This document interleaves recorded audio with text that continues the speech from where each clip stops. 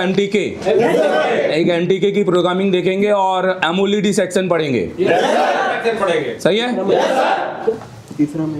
मैं 2 live side में कर रहा हूँ, 1 टाइम में करूंगा, अगर नहीं हुआ तो स्किप करके आगे बढ़ूंगा। राइट, एक के पीछे मैं अपना समय भी वेस्ट नहीं करूंगा। समझ में आ रहा है मेरी बात है? Good understanding.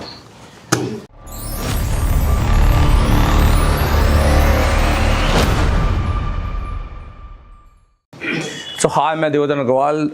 देखिए, मेरे पास में एक बहुत हॉट टॉपिक है और ये टॉपिक बेसिकली एक ऐसा है जो कि इंडिया के बहुत सारे हमारे पास ना हर महीने बहुत सारे स्टूडेंट आते हैं, जिसमें से जब वो फ़ोन लेकर आते हैं उसमें से जो Realme 5i है वो सबसे ज़्यादा आने वाला एक फ़ोन है। तो ये जो टॉपिक है इसमें ज़्यादातर होता ये है कि Realme 5i एक Qualcomm बेस्ड सर्किट है जिसके अंदर SM CPU लगा हुआ है और आपका eMMC बेस्ड सर्किट है, eMMCP लगा होता है। इसके अंदर सबसे ज़्यादा फॉल्ट ये आता है, ये फर्स्ट लोगो पर आके रीस्टार्ट करता है, फर्स्ट लोगो पर रहता है और फर्स्ट लोगो के बाद में सबसे ज़्यादा इस पर काम जो यूट्यूब देखकर टेक्नीशियन करते हैं। और ये लोग क्या करते हैं कि सीधे एक MISC ठीक है, मिस कैंसुलेशन फाइल होती है, इस फाइल को सिर्फ डिलीट कर देते हैं। अब वो डिलीट करने के काफ़ी तरीके हैं, या तो UMT से या तो अनलॉक टूल से, किसी भी टूल से। अब क्योंकि ये पहले एक ऑनलाइन सेट होता था बट अभी ये ऑफलाइन हो चुका है, इसका लोडर क्रैक आ चुका है और ये UMT से भी हो जाता है, अनलॉक टूल से भी हो जाता है, एंड्रॉयड टूल से भी हो जाता है। बहुत सारी टूल्स है जो अभी इसको बेसिकली बूट कर सकते हैं। तो हम इसको इसमें ईडियल पोर्ट भी बन जाता है, वॉल्यूम अप डाउन से भी बन जाता है, इसके अंदर ईडियल TPP होता है। सो ईडियल TPP बनाकर अगर हम इसको पोर्ट बनाए और इस ये ईडियल पोर्ट पे आ जाता है तो हम किसी भी टूल से सिर्फ इसके लोडर के साथ में हम इसको फ्लैश भी कर सकते हैं। नॉर्मली ऑनलाइन और ऑफलाइन में सिर्फ अंतर लोडर का होता है, ऑफलाइन में लोडर मिल जाता है और ऑनलाइन के सेटों के अंदर लोडर नहीं मिलता है। समझ में आ रहा है मेरी बात? जिस दिन लोडर आ जाएगा वो ऑफलाइन हो जाएगा। हेलो, तो ये ऑफलाइन हो चुका है अब। बट इसमें सबसे ज्यादा प्रॉब्लम ये है कि ये लोगो पर आता है। बहुत सारे यूट्यूबर्स और बहुत सारे लोगों ने एक वीडियो डाला है कि एक फाइल को डिलीट कर दो और उस फाइल के बाद में वो आपका सेट भर जाता है। बहुतों के सेट भर भी जा चुके हैं पर कईयों के सेट उसके बाद भरते नहीं है। सेम Realme के फर्स्ट लोगो पे ही हैंग होते हैं। ये सेट भी वही कंडीशन में था बट हमने तो ऑलरेडी इस पे काम किया है। हम ये आपको केस स्टडी बता रहे हैं आज थोड़ी एडवांस लेवल पे। मतलब ये तो बेसिक हो गया कि चलो ये फर्स्ट लोगो पे आया, हमने उठाया और पोर्ट बनाया, MISC की फाइल डिलीट कर दी, ISP किया। पहले ये क्या होता था, जब लोडर नहीं होता था तब ये ISP के थ्रू होता था। मतलब फोन को हम किसके थ्रू कनेक्ट कर सकते हैं? ISP के। ISP के UEFI में हो जाता था, JTAG में हो जाता था, फ्लैश 64 में हो जाता है। तो बट अभी कैसा सीन है कि अभी ये जो फोन है ऑलरेडी अपना MISC वाली फाइल को डिलीट करके आया हुआ है। सेकेंड टाइम में जब एक बार फाइल डिलीट हो जाए तो उसके बाद में ये लोड भी नहीं करता है, मतलब ये पूरी तरीके से इन्फो भी नहीं दिखाता है। फ्लैश होने को दूर की बात है, मतलब ये पूरी तरीके से रिपेयरिंग में चले जाता है, प्रोग्रामिंग में। किसमें? प्रोग्राम। आपके पास अगर कोई भी सेट आता है और वो आपसे अगर दुकान वाला कहता है कि भैया मैंने इसकी मिक्स वाली फाइल को डिलीट किया है पर अभी भी सेट लोगो पर है, तो समझना कि वो नॉर्मल फ्लैशिंग से ठीक होगा नहीं, उसकी हमें क्या करनी पड़ेगी? प्रोग्रामिंग। क्योंकि अब उसके पार्टीशन पूरे डैमेज हो चुके हैं और हमें उसको रीपार्टीशन करना है। सब इंपॉर्टेंट ये है कि इसकी में बहुत दिक्कत होती है क्योंकि ज्यादातर ये जो इस लोगो में आने का सबसे बड़ा रीजन इसकी हेल्थ होती है। समझ में आ रहा है ना मेरे पास? अब ऐसे ही कोई ना अपने आप लोगो पे आ जाएगा कि आप चला रहे हो और सडनली लोगो पर आ गया। तो लोगो पे आने का रीजन ड्राई सोल्ड CPU हो सकता है। लोगो पे आने का रीजन जो मेमोरी होती है वो चाइनीज मेमोरी होती है, माइक्रोन हो गया, YMTJ हो गया। बहुत सारी ऐसी मेमोरी है जो बहुत ज्यादा लॉन्ग लाइफ नहीं होती है और कुछ टाइम बाद वो लोगो पर फिर रीस्टार्ट फिर खत्म हो जाती है। राइट, मेमोरी होती है। राइट, तो वैसे ही अगर ये सेट लोगो पे आ रहा है तो इसकी हेल्थ का भी इशू हो सकता है। इसकी गलत फॉर्मेटिंग, अगर हमने इसको FRP मारा या हमने इस पर रूटिंग कर रहे हैं या कुछ भी सॉफ्टवेयर में अगर हम उंगली कर रहे हैं और नॉलेज नहीं है तो हम इसको लोगो पर ला सकते हैं। राइट, तो ये एक हार्डवेयर सीन नहीं है, ये पूरी तरीके से कौन सा फॉल्ट होता है? सॉफ्टवेयर। बट इसके अंदर बहुत मेजर फॉल्ट है। इसका CPU भी रिवॉल्व हुआ है और इसका आपको मैं दिखाना चाहूँगा यहाँ से। तो हमेशा पहले जैसे कि सेटों का हमेशा आई डायग्नोस होना चाहिए, बट मेरा काम आपको आज प्रोग्रामिंग बताना है इस सेट को। देखिए,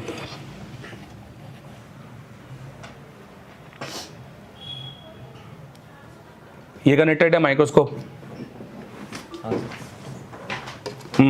देखिए ये सेट के अंदर सबसे पहले अगर हम यहाँ पर बात करेंगे, जो मेरा CPU लगा हुआ है वो Qualcomm का CPU लगा हुआ है, और यहाँ पर मेरा Samsung का eMMC है, eMMCP है। इसके अंदर आप देखो तो इसका है ना, जो जैसे सपोज अगर ये लोगो पे आया होगा तो नॉर्मली बहुत सारी हटाइए, नॉर्मली बहुत सारे वीडियो इस तरह से डले हुए हैं, कुछ तो मैंने भी डाले हैं कि फ़ोन अगर लोगो पे आए और तो आप ये आपका वाईफाई से निकालने से भी कई बार ठीक हो जाता है, HDR IC निकालने से भी कई बार ठीक हो जाता है। तो ये रीज़न इसलिए होते हैं क्योंकि HDR और वाईफाई ऐसे ही इंटरनली शॉर्ट होती है, और ये उनके LDO की वजह से वो पावर IC को लोगो पर ही रखते हैं, right.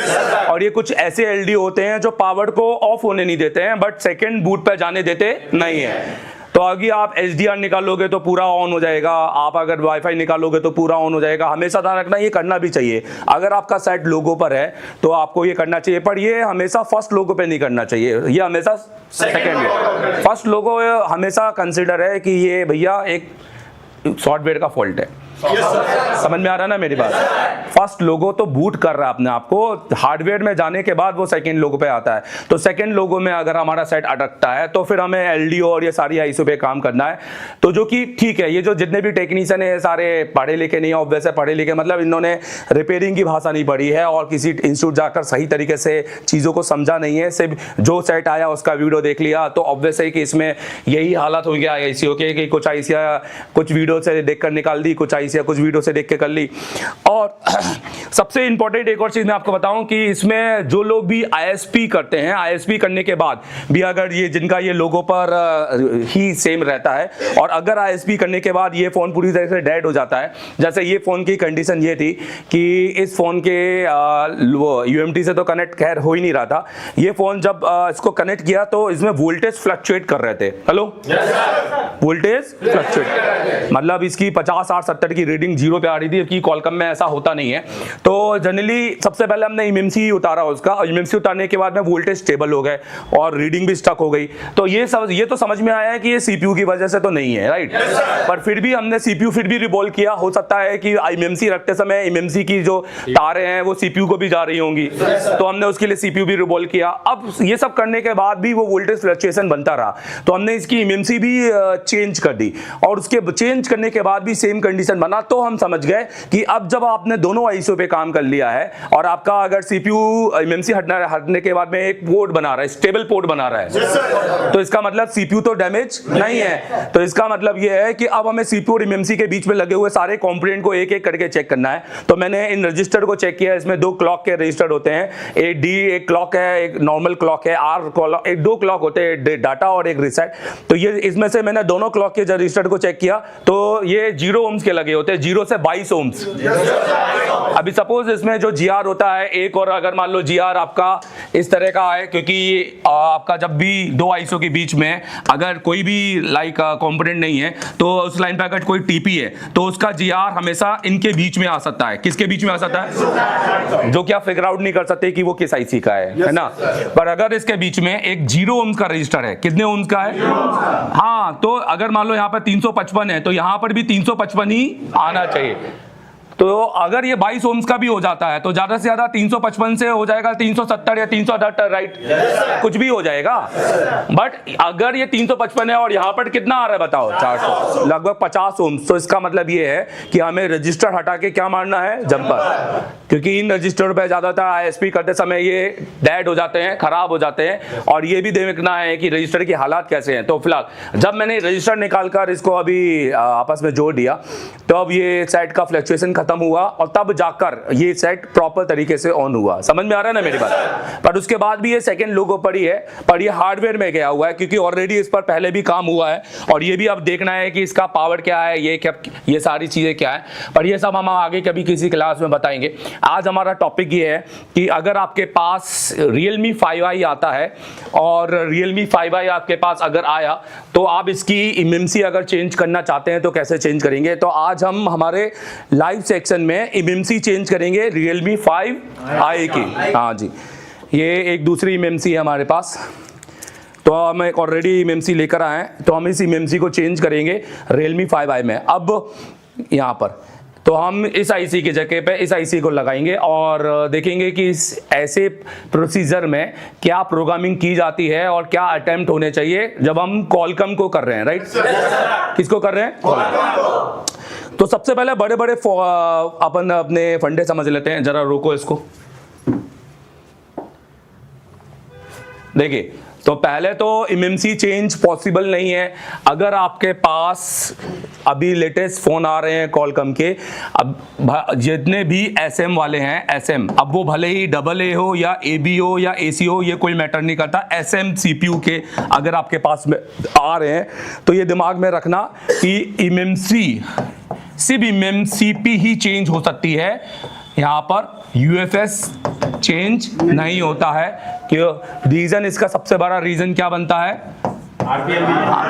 Replay protection memory block, मतलब हमारी एक तरह से हार्डवेयर आईडी हमारा मेन फॉल्ट बनता है। तो दूसरी बात, अगर आपके पास में ये एमएमसी SK हाइनिस की है, ये माइक्रोन की है, तो आप इसको क्या नहीं कर सकते? नहीं बदल सकते। हेलो, क्यों? क्योंकि हमें एमएमसी बदलने के लिए पहले क्या जरूरत है? RPMB। ये फाइल हमें की चाहिए, प्लस इसकी RPMB फाइल भी चाहिए। तो जब तक ये दोनों चीज हमें नहीं मिलेगी तब तक हम इसको और चेंज नहीं कर सकते। तो ये भी बताना जरूरी है कि मुंह उठा के इस वीडियो से आप किसी भी एमएमसी को चेंज करने की कोशिश मत करना। एमएमसी चेंज करने का कंडीशन नंबर 1 कि वो सैमसंग होना चाहिए। क्या होना चाहिए? सैमसंग। कंडीशन नंबर 1 सैमसंग का बीजी होना चाहिए, ठीक है। लाइक कंडीशन नंबर 2 कि उसकी RPMB, बोलो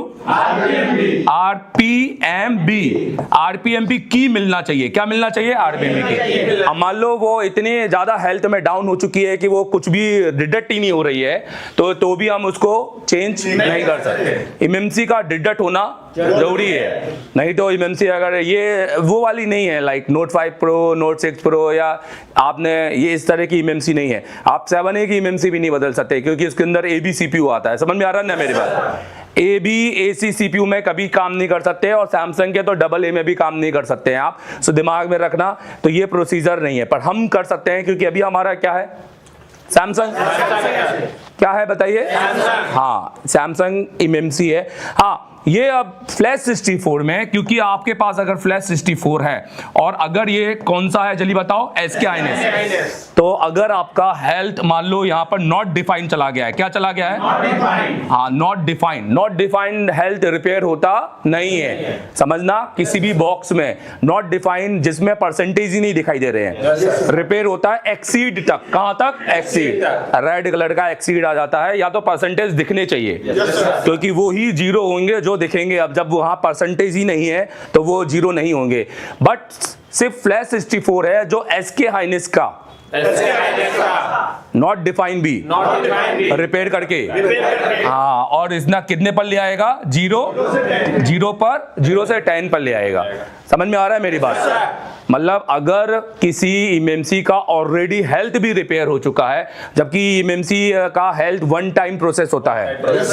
क्या होता है? 1 टाइम प्रोसेस, और वो दूसरी बार हेल्थ रिपेयर होता नहीं है। बट SK हाइनिस का कर देगा, कर सकते हैं, राइट?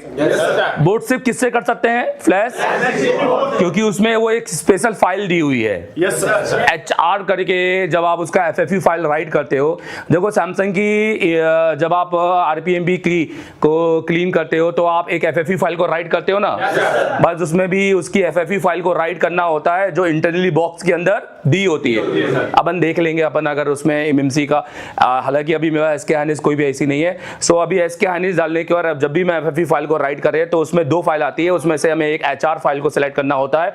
ये नॉट डिफाइन को क्लियर कर देती है और एक बार आपको 0 से 10 में लेके आ जाती है, जो कि फेक नहीं होती है। क्योंकि फेक इसलिए नहीं होती है क्योंकि आप उसको JTAG में जब लगा के देखोगे तो आपको बिल्कुल वो ओके मिलेगा। तो चलो सबसे पहले हम इसका एमएमसी उतार लेते हैं।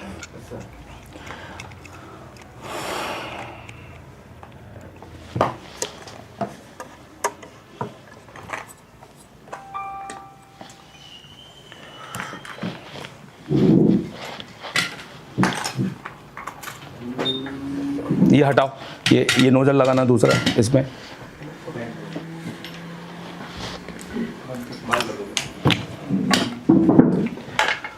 और पीपीटी बना के देना और एक बीजे स्टेंसिल।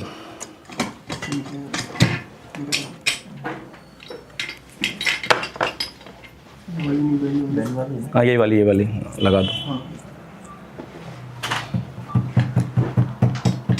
नहीं अभी मत ले रील।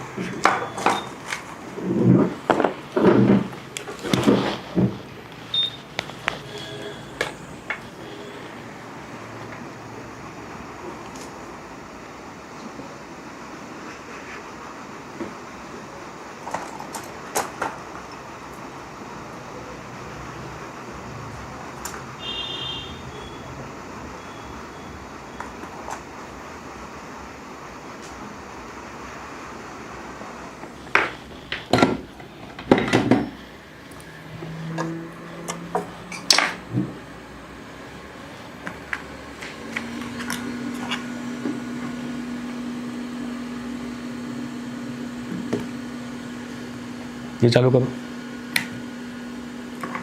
नहीं हुआ चालू? हाँ हो गया।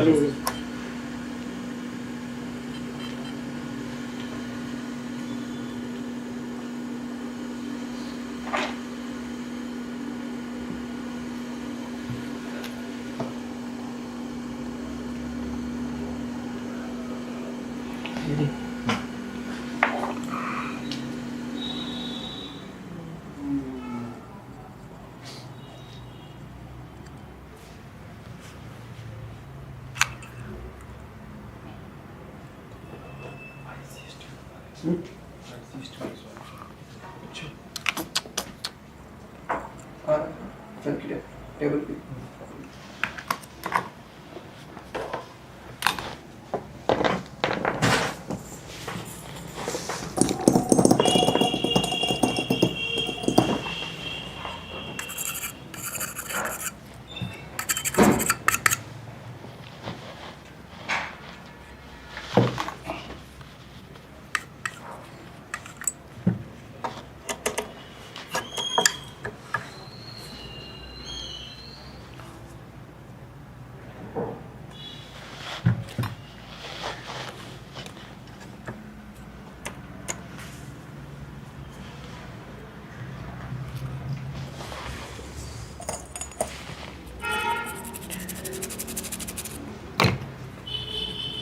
तो ये वो आईसी है जो हमने निकाली है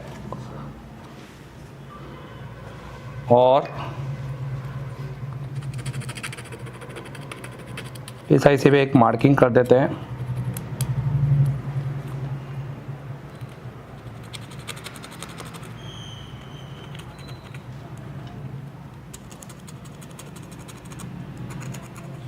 ठीक है, तो हमने हमारी निकाली हुई आईसी पे एक मार्किंग कर दिया है कि हमने शायद वही तो वापस ना लगा दी हो। और इस आईसी का भी नंबर है B422 और KMDH601DA और हमने एक सेम आईसी ली है यहाँ पर सेम नंबर की। समझ रहे हैं? आईसी को किस तरीके से आपको लेना है, इसके लिए आपको इसको सीखना पड़ेगा पूरी तरीके से, जो आप मेरे प्ले स्टोर में जाके मेरी एप्लीकेशन को डाउनलोड कर सकते हैं यहाँ पर। या तो अगर आपने आईसीओ का काम नहीं आता है तो फिर आप यहाँ पर एडमिशन के लिए पहले कॉल करना, अगर मिलता है तो फिर आपको यहाँ पर हम सिखाएंगे, वो एक अलग बात है। अब हम अपनी इस आईसी को रिबॉल कर लेते हैं और इसी आईसी को रिबॉल करके और हमें इस आईसी को रिबॉल करने की ज़रूरत नहीं है क्योंकि ये आईसी इतनी तो रिबॉल है कि हमारे को हमारा डाटा दे देगी। क्योंकि मेन इसके जो देखो जब भी हम एमएमसी में बीजीए कनेक्ट करेंगे तो हमारा जो पार्ट कनेक्ट होगा वो केवल ये वाला कनेक्ट होगा, बाकी के पार्ट का हमें कोई मतलब नहीं है। अगर वो नहीं भी कनेक्ट होता तो भी चलेगा। तो हमारे लिए इसको रिबॉल करने की ज़रूरत नहीं है, हम इसको रिबॉल कर लेंगे क्योंकि हमें इसको रीप्रोग्राम करके तो लगाना ही है।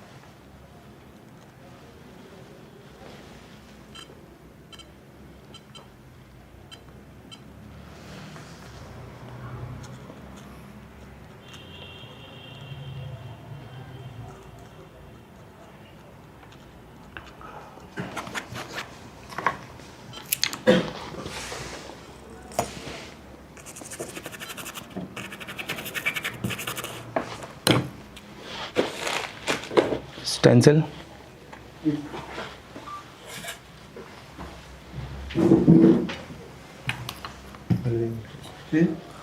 और पीपीडी बना दिया ये।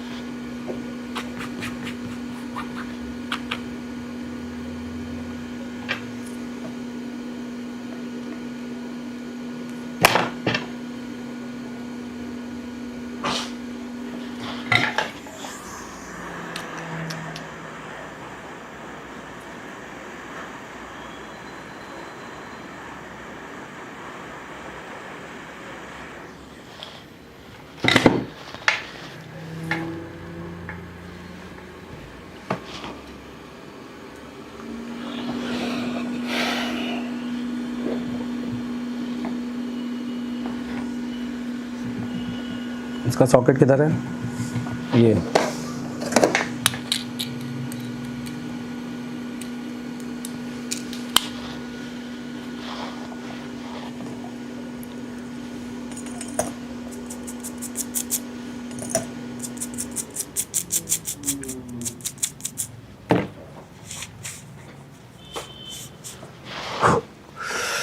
तो देखिए हमें,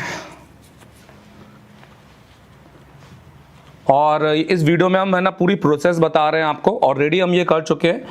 हम ये वो एमएमसी है जो निकाली है, और ये वो एमएमसी है जो जिसमें हम कोई भी निशान नहीं बनाएंगे, राइट इसमें। और ये निशान अभी कितना भी मिटा लो ये मिटेगा नहीं करके। तो सबसे पहले हम इस आईसी का क्या निकाले हैं? हम डाटा में सबसे इंपॉर्टेंट डाटा क्या है? आरपीएमबी की। और दूसरा इंपॉर्टेंट डाटा क्या है? सिक्योरिटी। बाकी तीसरे के लिए हमें जरूरत नहीं है, क्योंकि अब इसका लोडर ओपन हो चुका है, राइट तो अभी अगर इसको अपन पोर्ट भी बना देंगे इसका, तो ये नॉर्मली क्या हो जाएगा? यूएसबी से फ्लैश हो जाएगा। तो देखिए, तो मैं सबसे पहले इस आईसी का, जिसमें हमने ए बनाया हुआ है, इस आईसी का हम डाटा निकालेंगे। और ये पूरा तरीका आपको बता रहे हैं। यहाँ पर ये BJ254 है, यहाँ पर ये BJ221 का नोज कट पॉइंट है। बाकी सारे अपोजिट होते हैं। सिर्फ हमेशा कोई भी सॉकेट हो, अगर वो आपके जेटेक हो, UFI हो, कोई सा भी हो, अगर 4-in-1 है तो हमेशा 2-to-1 अपोजिट होता है। उसके बाकी में सब कुछ सारे यहीं मिलेंगे आपको। तो आपको बस नोज कट पॉइंट के हिसाब से रखना है। यहाँ पर आपका ये मेन पॉइंट है जो कनेक्ट होता है, ये आपका ये वाला मेन पॉइंट है।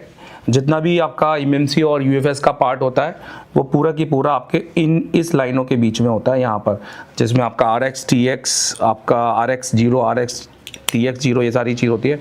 अब हम फ्लैश 64 का यूज़ करेंगे, और जिसमें हमें BJ254 का यूज़ कर रहे हैं। अब चले, तो हम पहले फ्लैश 64 ओपन करेंगे। ये हटाओ बोतल,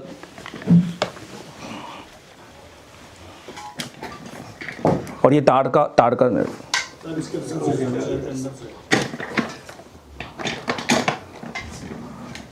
स्टैंड के उधर कर दो उत्तम भाई, स्टैंड कैमरे के स्टैंड के उधर कर दो।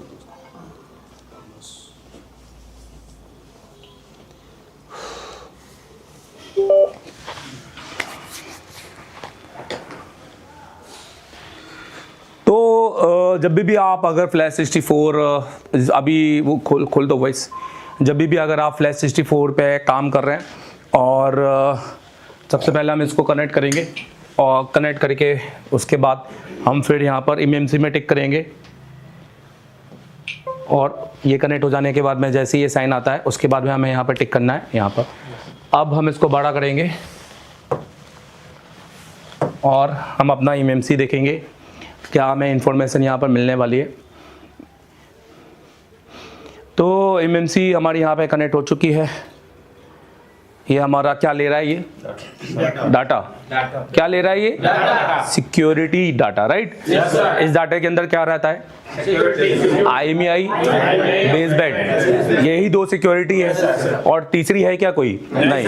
तो यहाँ पर अगर हम यहाँ की बात करें तो सबसे पहले मैन्युफैक्चर क्या है बता रहा है, रियलमी, और RMX कौन सा वर्जन है, 2030 2030।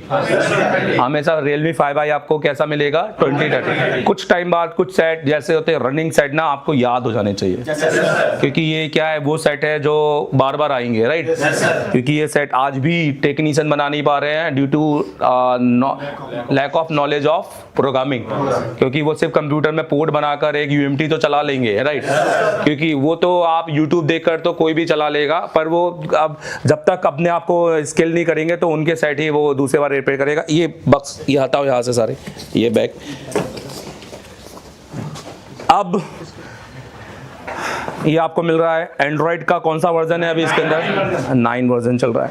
तो ये सारी चीज़ तो है इसके अंदर, और इसके अंदर FRP है, लॉक है, और स्नैपड्रैगन का कौन सा नंबर लगा हुआ है, और CPU के ऊपर क्या लिखा होगा, 6150, तो ये लिखा होगा। और ये इसके GPT पार्टीशन है, जिसके अंदर आप देखो कोई भी चाइनीज़ लेटर नहीं है, सारी है, कहीं पे भी 00 दिखाई नहीं दे रहा पूरा, तो ये भी अपना ओके है। और प्राइमरी GPT और बैकअप GPT भी आपका वैलिड है, हाँ, जिसमें ज़्यादातर जो अनवैलिड मिलता है वो आपको बैकअप GPT, क्योंकि प्राइमरी अगर अनवैलिड मिलेगा तो वो बूट ही नहीं करेगा सिस्टम, राइट।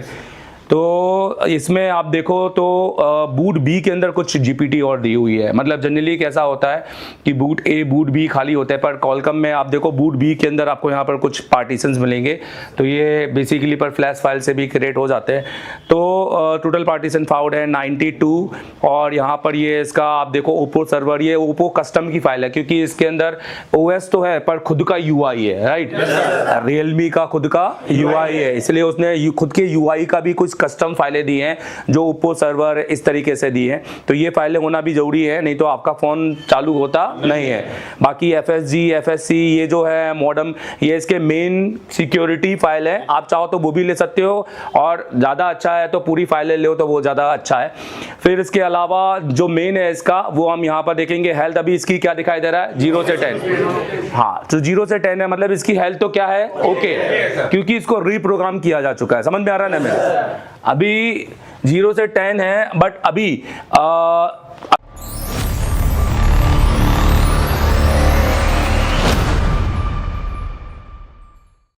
ये कैसे आ गए, रीप्रोग्राम में तो 0 रह जाते हैं, क्योंकि RPMP फाइल भी डाली गई है। RPMP जब की डालने के बाद RPMP फाइल का यूज करो तो उसमें काउंटर भी ऐड हो जाते हैं।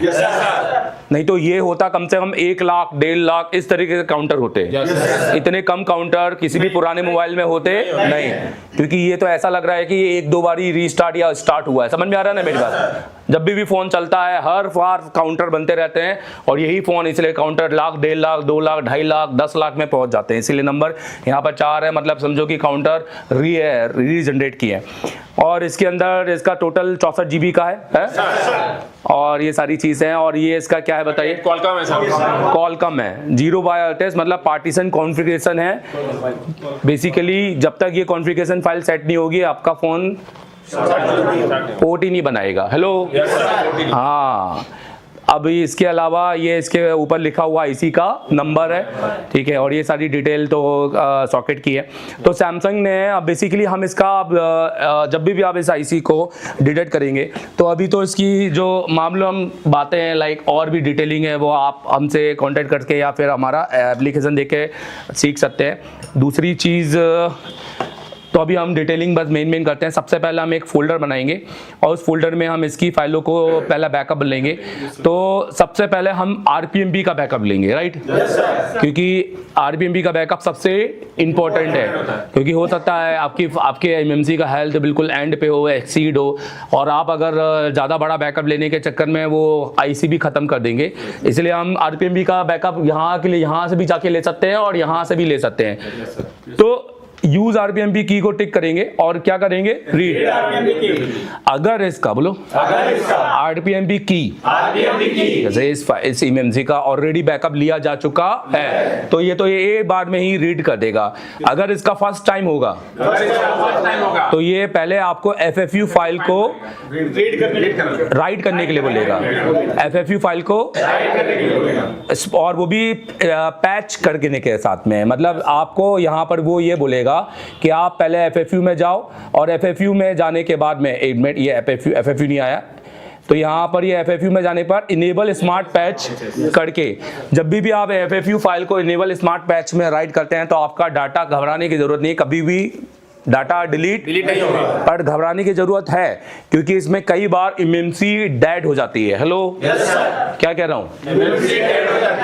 एमएमसी डेड हो जाती है और ये बहुत मोस्ट ऑफ टाइम होगा, जिसके अंदर एफएफयू फाइल राइट करने के बाद में आपका बिल्कुल राइट भी हो जाएगा। जब आप उसको डिटेक्ट करोगे तो वो डिटेक्ट ही नहीं होगा, और जब डिटेक्ट नहीं होगा तो डिटेक्ट करने का एक तरीका होता है, इसके अंदर आईएसपी को क्लिक कर देने का है, बस और कुछ नहीं है। आईएसपी को डिटेक्ट जब भी कोई आईसी आपको लगे कि फर्स्ट टाइम डिटेक्ट हो रही है और सेकंड टाइम डिटेक्ट ही ना हो, या कोई भी आईसी आपको लगे डिटेक्ट ना हो, तो आप आईसी निकालकर भी आईएसपी पे क्या करिएगा? टिक करिए, और उसके बाद डिटेक्ट करना, तो वो डिटेक्ट हो जाएगी। उस टाइम पे वो क्या होगा, उसकी पूरी फाइल सारी डिलीट हो जाएंगी और स्मार्ट पैच करने के बाद, और आपका ये जो आपका ये हेल्थ है ये नॉट डिफाइंड पे चले जाएगा दोनों, जबकि दोनों नहीं जाने चाहिए, हमेशा एक जाना चाहिए। मतलब इसका मतलब है कि आईसी आपकी कंप्लीटली क्या हो गई है? डैमेज। उस कंडीशन में आपको उसको रिकवर करने का चांस 50% मिलेगा।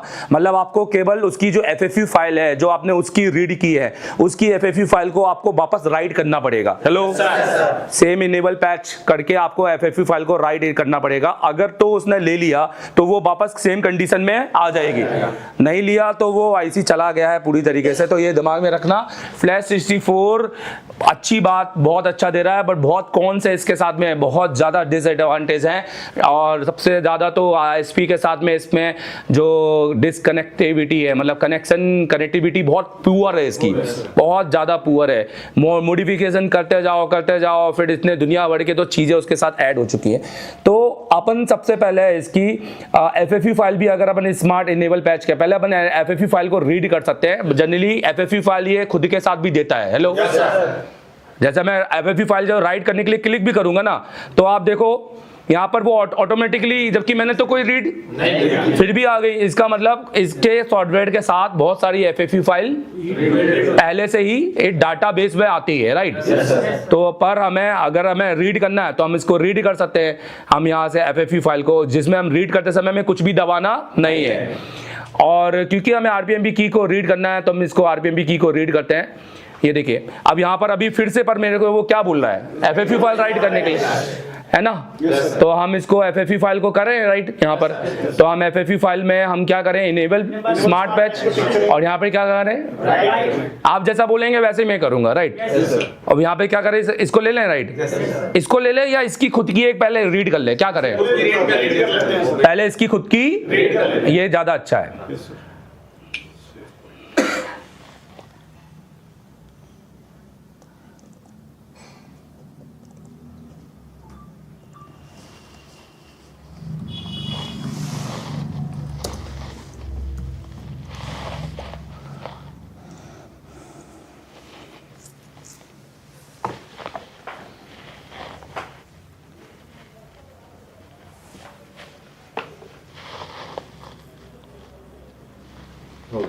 Yes sir. ठीक है, अब फिर से कनेक्ट करना पड़ेगा। Yes sir.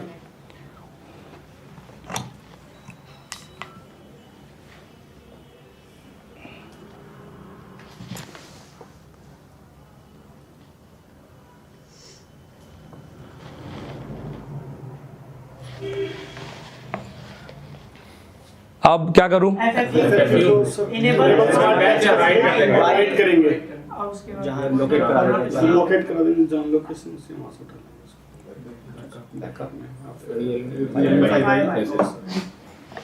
क्या हो गया यहाँ पर बताइए। अब एक बार फिर कनेक्ट करके अब वापस आरपीएमबी की को रीड करेंगे।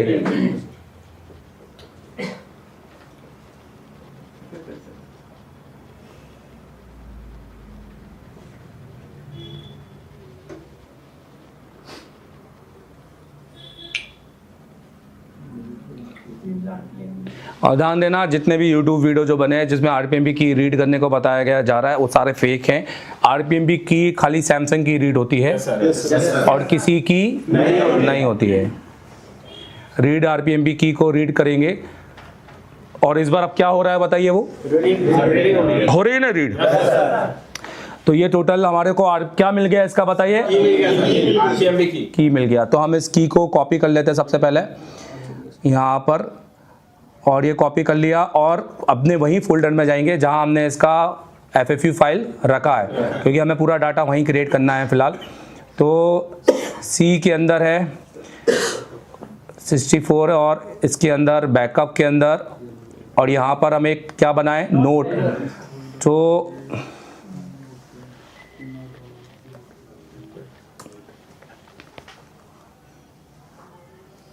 इसके अंदर अभी वो राइट नहीं होगा क्योंकि लॉक है ये। अभी हम यहाँ पर इसको डेस्कटॉप में डाल लेते हैं फिलहाल हमारी के लिए। हम इसको यहाँ पर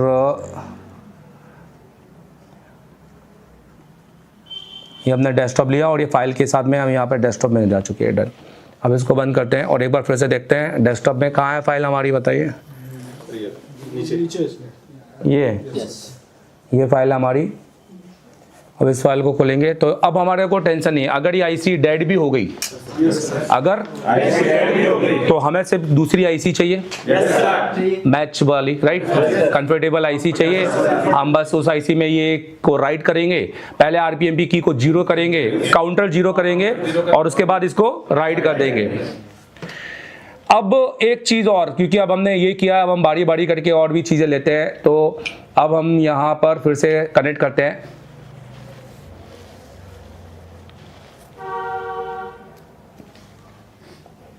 सर जैसे आपने रीड किया अभी, तो आरपीएम की ऑलरेडी कहीं सेव हुआ होगा ना सर? हैश कोड अगर सेव होता तो ये डायरेक्ट ही देता। अच्छा। नहीं होता। ठीक है, जो भी चीज़ सेव हो रही है ना तो वो नीचे हमेशा उसकी क्या देती रही है, पाथ। देखो अगर दिया है, जो दिया था उसमें देखो पाथ यहाँ पर, कहाँ पर सर इसके ऊपर, ये जैसे ये, हाँ उसी तरह उसके ऊपर दिया था यहाँ पे फर्स्ट टाइम आप रीड किए थे। हाँ सर ये हाँ, अगर ये दे रहा है तो हम इसमें देखेंगे कि इसमें ये दिया क्या है इसने, समझ रहे हो। जैसे ये दे रहा है इसकी आईसी के अंदर, अब देखो समझना कि क्या हमें वहाँ पे आरपीएमबी की मिलता है कि नहीं। तो कैसे, हम अपना सी में जाएंगे और इसके अंदर जाएंगे, बैकअप में जाएंगे, सैमसंग में जाएंगे, एमएमसी में सैमसंग, और इसमें हमारा अभी जो है ये अभी का करंट का 9 बजे का है, इसके अंदर जाएंगे और इसी के अंदर जाएंगे शायद, कहाँ पर ये पर। इसको अगर अपन किस में खोलें बताओ, फाइल किस में खोलूं बताइए।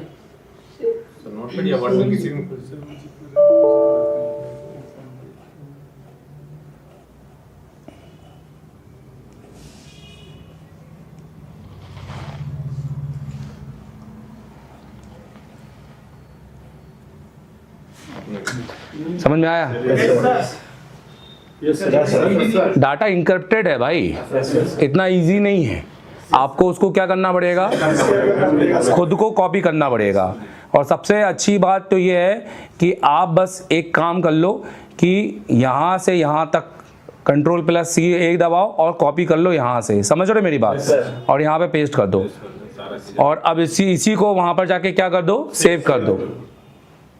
तो लॉक सीट तो चाहिए ही चाहिए, ताकि हमें पता चले कि हमारा बूट ए कितने साइज का है, बूट बी का साइज क्या है, आरपीएमबी का साइज क्या है, क्योंकि कई बार उसका साइज 16 MB की जगह 8 MB हो जाता है, 8 MB की जगह 16 MB हो जाता है, वो भी साइज मैटर करता है, क्योंकि आपने जो एमएमसी उठा ली क्या पता वो 8 MB वाली हो। समझ में आ रहा है ना मेरी बात, फिर आरपीएमबी का साइज की वजह से सेट चालू नहीं होगा। ये देखो आरपीएमबी का साइज यहाँ पर दिखता है, ये देखो यहाँ आरपीएमबी का साइज कितना दिखाई दे रहा है, 16। अब यही 8 हो तो आपका क्या होगा, फिर आप यहाँ पे ये सोचते रहोगे यार मैं क्या करूँ सर, यही तो दिक्कत नहीं है। इसलिए एमएमसी कंफर्टेबल के साथ में ये भी थोड़ी चीज़ें मैच कर लो कि हमारा बूट ए, बूट बी और इन तीनों का साइज मैच हो रहा है कि नहीं। इसलिए हमेशा जैसे रिवीजन 1.8 और एमएमसी 5.1 के ऊपर अगर आप BJ 254 ये वाला लेंगे तो मे भी ये साइज आएगा आपको, बट हो सकता है किसी BJ में ना आए। तो चलो अब इसके बाद में हम इसका आरपीएमबी फाइल लेंगे, ये हम रीड करेंगे और ये हम यहीं पर डालेंगे। आरपीएमबी फाइल हमें वापस काउंटर बना के दे देगा, राइट। जैसे कॉलकम के अंदर आपको पता है कि आपको आरपीएमबी रीजनरेट तो करना ही पड़ेगा। सिर्फ की से क्या होता है, आपको आरपीएमबी तो जनरेट करना पड़ेगा, क्योंकि अगर उसके अंदर काउंटर 0 रहेंगे तो आपका सेट अपडेट नहीं होगा, हेलो, और रीस्टार्ट मार सकता है या डेड भी हो सकता है। तो आपने आरपीएमबी का जो नॉर्मल फोन में हम कैसे बनाते हैं, काउंटर कैसे बनाते हैं नॉर्मली फोन में, भाई हम कोडिंग का यूज करते हैं ना, कमांड का, आरपीएमबी प्रोविजन देते हैं ना, आज हमने किया था ना, राइट। तो उसमें क्यों किया हमने आरपीएमबी को, क्यों हमने रीजनरेट किया, वो तो 0 ही रहने देते, पेयरिंग करने के लिए। हाँ ये हो गया डन। अब हमने इसके बाद में हम इसका बूट ए ले लेंगे, अब जो जो मिलता जा रहा है वो लेते जाएंगे, ठीक है। अगर ये और बूट बी ले लेंगे, और अच्छी बात ये है कि अगर आप इसको फर्स्ट टाइम यूज कर रहे हैं तो आप इसका प्रॉपर डंप बना ले। अगर आपका डंप वाकई में निकल रहा है तो जिसमें आपको फायदा ये होगा, आपको इसमें किसी भी ओएस की फ्लैशिंग की जरूरत नहीं है, इसी ओएस को डाल के आप अपना सिक्योरिटी बेस डाल के काम कर सकते हैं। अब जैसे इसके अंदर ये हो गया, ये STCHD की जरूरत तो नहीं है क्या, नहीं, क्योंकि हम उसको कहां से डाल सकते हैं, प्रोविजन से। तो पर हम ये STCHD भी ले लेंगे, क्योंकि अभी हम यहाँ पर सिखा रहे हैं तो हम यहाँ पर पूरे तरीके से काम करेंगे। STCHD लेने के बाद में अब हम यूजर पे जाएंगे और स्किप यूजर डाटा करके अगर ये ले सकता है तो ले लेंगे, राइट। तो ये क्या करेगा, जितना भी OS के अंदर इसका आएगा पार्टीशन, वो पूरा की पूरा क्या कर लेगा, रीड, ताकि अगर हम उसके अंदर सिक्योरिटी भी आ जाती है, हेलो, अगर हम उसको रीड कर लिए तो ये तरह के हमारे पास एक टेस्टेड OS होगा। अभी सपोज कोई एमएमसी अगर हमारे पास में मान लो सिर्फ खाली आरपीएमबी की मिला और उसका हमारे पास डंप नहीं है, तो हम ये डंप का क्या कर सकते हैं, यूज कर सकते हैं, क्योंकि बस सिक्योरिटी तो आपको बाद में तो बनानी पड़ेगी, है ना, ये करके। तो अभी मैं इसका यूज नहीं करूंगा क्योंकि कर लेता हूँ, अगर टाइम लग जाएगा तो ही कर लेता हूँ, करना तो पड़ेगा ही, तो मेरे पास तो है ही नहीं। तो अभी मैं क्या करता हूँ, उसको रीड कर लेता हूँ, स्किप यूजर डाटा करके यहाँ पर रीड कर लेता हूँ। बट मैं रीड नहीं करूंगा क्योंकि मैं ऑलरेडी एक डंप लेके आया हूं, तो वो डंप भी आपने कहां से लिया मैंने और वहां से आपने डाउनलोड करके करना है। मैं तो ये मानूंगा कि मेरे पास, बोलो, मेरे पास कोई भी डंप नहीं है, लाइक मेरे पास कुछ भी नहीं है, ना फ्लैश फाइल है ना कुछ है। मुझे तो फोन अभी फिलहाल ऑन चाहिए, राइट। सिक्योरिटी में बना लेंगे बाद में, पर अभी तो फिलहाल क्या कंडीशन है, ऑन करना, ऑन कर ले, एटलीस्ट सेकेंड लोगों पर आए, किस पे आ जाए, सेकेंड लोगों पर आना चाहिए, क्योंकि फिर वो हार्डवेयर में चला जाएगा, तो एटलीस्ट फर्स्ट लोगों पर रहना नहीं चाहिए। डन। तो मैं अभी इसका ये तो चीज समझ गए ना आप लोग कि हम यहाँ से हमें यूजर तो लेना ही पड़ेगा, राइट। नहीं तो आपने डायरेक्ट फ्लैश से भी कर सकते हैं, आपने डंप के साथ भी सीखा है, हेलो, और विदाउट डंप, और विदाउट डंप ज्यादा आसान है, सिर्फ फ्लैश फाइल का तो यूज किया आपने, सही है। जीपीटी अपने आप फ्लैश फाइल से बन जाती है सारी। तो अब भाई अब हम इस आईसी को निकाल देंगे। अच्छा, इस आईसी में एक और चीज हमें लेना है, इसका बैकअप। तो बैकअप हम डायरेक्ट यहीं से ले लेंगे।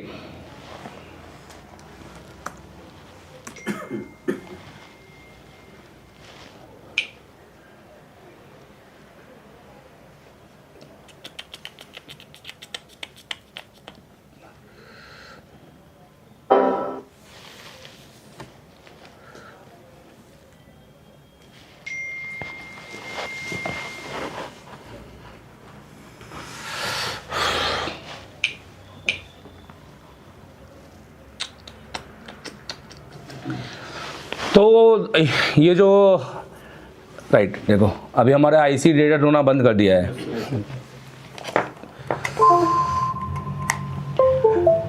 एमएमसी में बहुत खतरा है, 10% तो लेके ही चलना एमएमसी करते समय। कभी भी रिस्क का दायरा मत पकड़ना अगर आपके पास में आरपीएम की या इस तरह की चीज़ें बैकअप में ना हो, नहीं तो बहुत दिक्कत में आ जाओगे। हवाखोरी में ये सब करने के बाद भी फिर हो नहीं पाएगा। अब हम सेम कंडीशन है, अभी तो जो है वो रहने देते हैं, राइट। आईएसपी को हटा देते हैं, यहाँ से एआई रहने देते हैं, बाकी इसको कनेक्ट करते हैं। तो ये क्लॉक जो है 26 मेगाहर्ट्ज़ नहीं लेता है, ये क्लॉक आपका एमटीके का क्लॉक है। अभी तो हमारा आईसी कनेक्ट हो गया है, ये अभी 26 पे है। अभी हम इसको 104 कर सकते हैं, इसमें और मैक्सिमम स्पीड मिल जाएगी। तो क्लॉक को हम 104 हमारा कॉलकम में सबसे बेस्ट रहता है। अब इसके अंदर हमें बैकअप लेना है, तो हम यहाँ पर बैकअप लेंगे, यहीं पर हम इसको सेव करेंगे। तो अब हमें इसका क्या मिलना चालू हो गया है, बैकअप फाइल का डायरेक्टरी भी मिल रहा है। और आपको जाके ये देखना है कि इसमें आपके जो भी फाइलों का साइज है या नहीं है। अब आप चाहो तो अगर आपको नॉलेज है तो आपको पूरी फाइलें लेने की जरूरत नहीं है, आप इसमें से 2-4 फाइलों को भी लेकर अपना बैकअप बना सकते हैं, ठीक है। तो अभी हमने आईसी से सारा डाटा उठा लिया है। हमें आईसी से क्या चाहिए था, आरपीएमबी की फाइल मिल गई और हमको बस इतनी 2 चीज चाहिए। लाइक हम मान रहे हैं कि हमें खाली क्या मिला है, की और फाइल। हेलो, हमें कोई भी डंप मिला नहीं है। और समझ लो कि हमें सिक्योरिटी मिल गई है। क्या मिल गई है, सिक्योरिटी। जब ये पहली बार डिटेक्ट हुआ तो उसने सिक्योरिटी को रीड कर लिया है, ठीक है। तो अब हम इस आईसी को, जो कि हमारा ये वाला आईसी है, ये वाला ये ना हमारा, जिसको हमने क्या किया था, अभी निकाला था, ये वाला। तो इस आईसी को हटाएंगे और अपना दूसरा जो अभी हमने रिबोल किया हुआ है फ्रेश आईसी, इसको लगाएंगे यहां पर।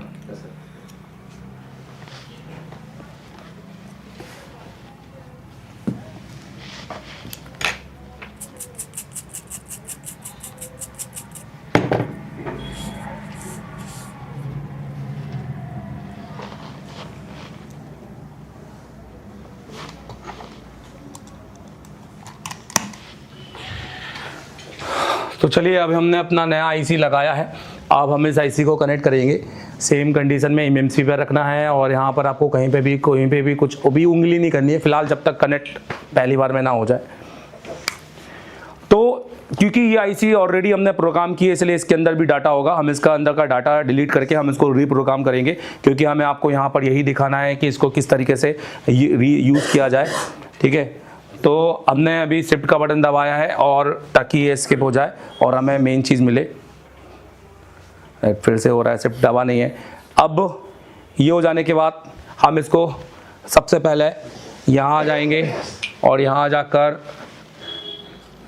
बूट बी, बूट ए और यूज़र और एरएस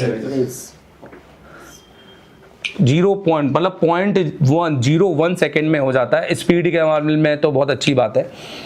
अब हमारे पास देखा जाए तो ये कम्प्लीटली खाली है। इसमें फ़ायदा ये होता है कि आपका बूट पार्टीशन बच जाता है। अगर आप यहाँ से करेंगे इसको, अगर आप पार्टीशन में जाकर या प्रोविज़न में जाकर यहाँ से करेंगे तो आपका ये बूट इनेबल भी आपका डिसेबल हो जाएगा। आपको पहले बूट भी देना पड़ेगा, मतलब आपको यहाँ पे EST CHD भी देना पड़ेगा। इसलिए अगर आपको लग रहा है कि ये मेरा कॉलकम का ही आईसी है ना, किसी कॉलकम से सेट से निकाला हुआ आईसी है, तो उसको मुझे पूरा फैक्ट्री रिसेट करने की जरूरत नहीं है। खाली यहाँ से रिसेट मारो, इन फाइलों को रिसेट करो ताकि ये अपना वैसे ही इनेबल रहे सब कुछ। अब आपका खाली इसके अंदर जीपीटी नहीं है, राइट, जीपीटी नहीं है। और इसके अंदर और चीजें देखें। अब इसके अंदर काउंटर बने हुए दिख रहे हैं। यहाँ पर हेल्थ क्या दिखाई दे रही है, 20 से 30 हेल्थ यहाँ पे दिखाई दे रही है। और ये आईसी है 4 GB की आईसी है और ये भी 64 GB की है, ठीक है। यहाँ पर अब इसमें हम इसके काउंटर को क्या कर सकते हैं, 0 और करके आरपीएम की को क्या कर सकते हैं, टेस्ट। समझ में आ रहा है मेरी बात? तो काउंटर 0 करने के लिए हमें इसका क्या रीड करना पड़ेगा,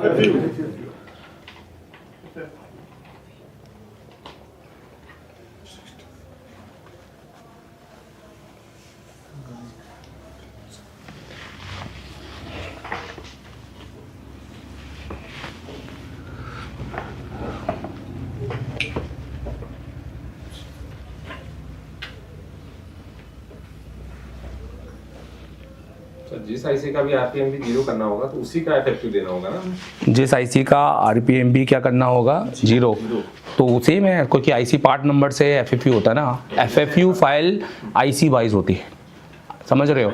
जैसे अब इस आईसी का नंबर सेम है ना, तो अब तुम्हारे पास अगर एफएफयू फाइल है तो जब भी आईसी किसी भी सेट में लग के आएगी तो ये एफएफयू काम कर जाएगी, यूज कर सकते हैं, क्योंकि पर पार्ट नंबर क्या होना चाहिए, सेम होना चाहिए।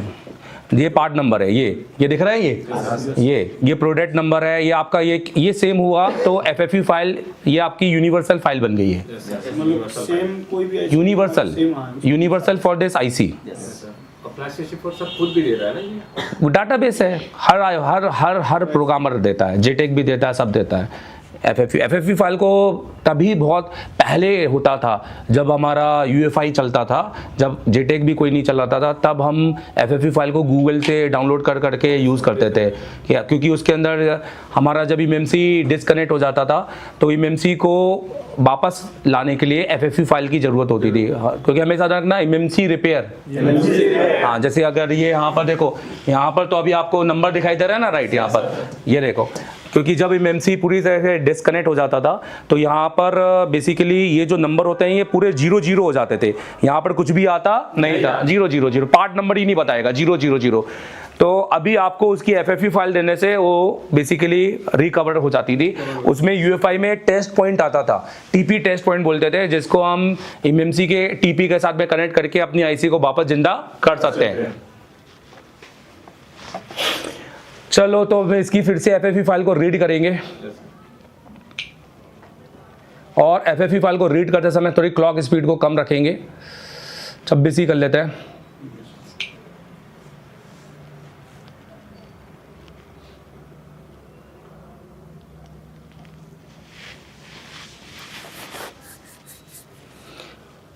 देखो अभी भी देखो उसने क्या बोला, सेलेक्ट, नीचे लिखा हुआ है, क्या बोल रहा है, सेलेक्ट लोअर, जबकि हमने कर लिया ना ऑलरेडी।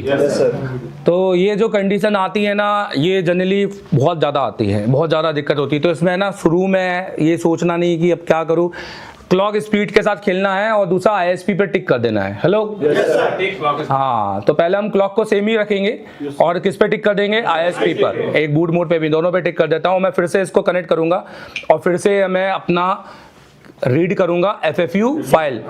बाकी अगर रीड नहीं भी होता है तो हमारे पास डाटाबेस में एफएफयू फाइल है, हम इसको क्या कर देंगे, राइट, पर वो एक रिस्क की कंडीशन होगी।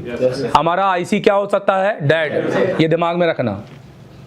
अभी देखो, इतना करने के बाद में अभी आप नोटिस करो, हमने अभी नोटिस करो कि यहाँ पर हमारा देखो आईसी क्या हो गया, देखो पूरा नॉट डिफाइंड दिख रहा है ना यहाँ पर, मतलब आईसी ही पूरा डिसबैलेंस हो चुका है यहाँ पर, मतलब आईसी ने पार्टीशन भी छोड़ दिए और उसका एसएलसी एमएलसी पूरे किस में चला गया है, नॉट डिफाइंड। तो अभी इसका एफएफयू रीड करने का कोई मतलब नहीं है, क्योंकि एफएफयू रीड हमेशा एक उस आईसी का होता है जिसके अंदर सारे पार्टीशन में, जिसके अंदर आपका हेल्थ एडलिम है, राइट, समझ में आ रहा है ना, राइट। यहाँ तो नॉट डिफाइंड पे चला गया, नॉट डिफाइंड का एफएफयू क्या ही राइड करेंगे, डैमेज हो गया, तो हमें इसका एफएफयू अब डायरेक्ट राइड करना पड़ेगा। तो हम इसके एफएफयू को डायरेक्ट क्या करेंगे, अब राइड। तो अभी इसका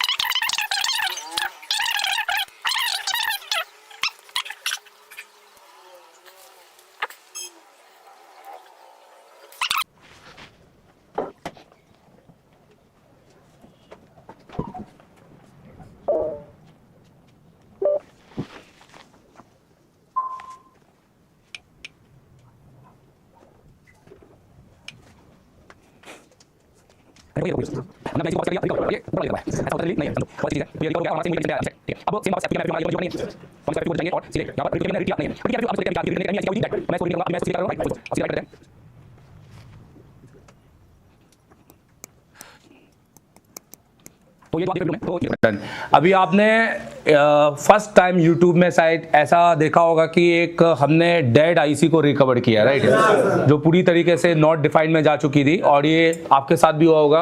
तो आपने देखा कि हमने किस तरीके से उसे रिकवर किया। क्या किया हमने, कैसे किया हमने, क्या किया था मैंने, बताओ। तो अब हम देखते हैं कि अब हमारा ये क्या कंडीशन बनाता है, क्योंकि हमारा FFE फाइल क्या हो चुका है, राइट, मतलब अब ये बिल्कुल जीरो हो चुका होगा। ये प्रोग्राम किसी भी बॉक्स में, किसी भी फोन में कनेक्ट होने के लिए प्रोग्राम हो चुका है। तो अगर आप यहाँ पर देखें तो ये देखो, यस सर, 0 से 10 हो गया, और यहाँ पर क्या लिखा हुआ है, हाँ, इसका मतलब अब इसमें किसी भी तरह का कोई काउंटर नहीं है। मतलब ये वो एक आईसी है जो अब आप किसी भी सेट में क्या कर सकते हैं, लगा, हाँ। और यहाँ पर अभी बूट नॉट डिवाइस है, क्योंकि अभी कोई भी बूट दिया इसका नहीं है। बाकी सब कुछ भी चीज नहीं है। पार्टीशन कॉन्फ़िगरेशन क्या दिखाई दे रहा है, नॉट लॉक। अभी लॉक होता, समझना, तो आपके पास में पार्टीशन पे यहाँ पे एक चाबी बनकर आती, जिसको आप वन टाइम टच करते हैं, यहाँ पर ये चाबी बन के आती, पर ये चाबी रिपार्टीशन वाले में बनकर आती नहीं है। अगर आपका साइड में ऑलरेडी रिपार्टीशन हो चुका है, मतलब आपने हेल्थ रिपेयर कर ली है, और अगर पार्टीशन लॉक है तो वो वापस अनलॉक नहीं होगा, क्योंकि वो जो एक यहाँ पर ताला बन के आता है, वो ताले को क्लिक करना होता है बस, खाली वो ताला तभी बन के आएगा जब रिपार्टीशन नहीं है। तो ठीक है, अब हम इसके अंदर बेसिकली सबसे पहले फाइल डालेंगे, अपनी RPMP की डालेंगे। क्या डालेंगे बताइए, हाँ जी, RPMP की पर जाएंगे, यूज करेंगे, और यहाँ से हमारी जो की है, हमारा फाइल ये है, और इस फाइल को हम कॉपी करेंगे,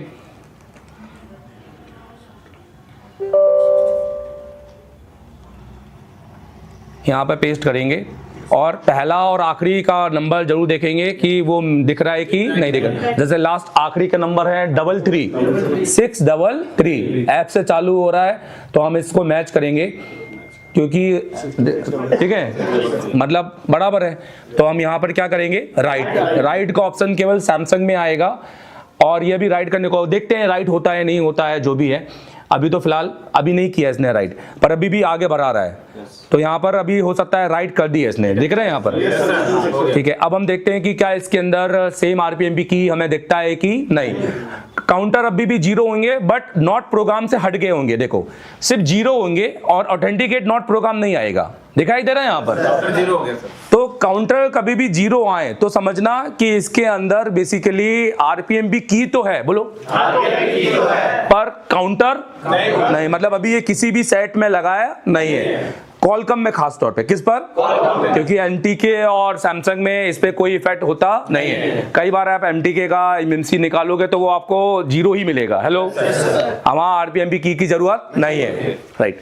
तो अब हमारे को ये मिल गया है, और यहाँ पर हमारा देखो की दिखाई दे रहा है ना, यहाँ पर ऑटोमेटिकली यहाँ पर की दिखाई दे रहा है। अब हम इसके अंदर फाइल डालेंगे, RPMP फाइल। क्या डालेंगे, अगर आपने रीड किया है तो डालो, नहीं तो कोई दिक्कत नहीं है। तो हम यहाँ से राइट पर क्लिक करेंगे, और यहाँ पर कहाँ पर है बताओ, तीसरे नंबर पे 16 MB की ना, तो हम इस फाइल को भी राइट करेंगे। तो इस फाइल को राइट करने से हमारा रिकाउंटरिंग, मतलब काउंटर वापस आ जाएंगे, राइट। पर सेम काउंटर वापस आते हैं, देखते हैं इसकी क्या सेम आते हैं कि नहीं। जैसे हमने जो रीड किए थे वो 2024 समथिंग कुछ था, 4 डिजिट पे। हाँ, अच्छा, ये समझ में आ रहा है आप लोगों को, किस किस को समझ में आ रहा है, अभी आ रहा है टॉपिक से रिलेटेड।